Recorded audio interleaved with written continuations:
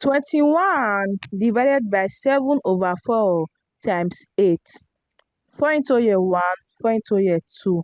Then we have 21 divided by 7 times 2. 21 divided by 7 will give us 3. Then we have 3 times 2.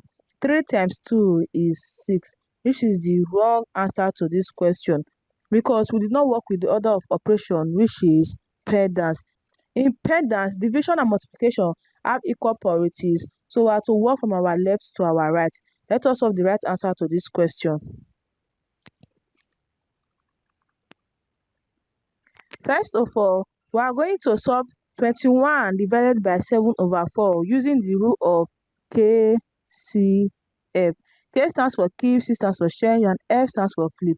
We are going to keep 21, change division to multiplication, then flip 7 over 4 to 4 over 7, then multiply by our 8 here.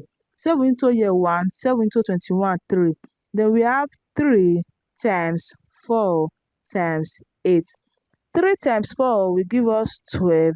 Then 12 times 8 will give us 96. 96 is the right answer to this question. I hope you find this video helpful. Please don't forget to like, subscribe, and comment. Thanks for watching.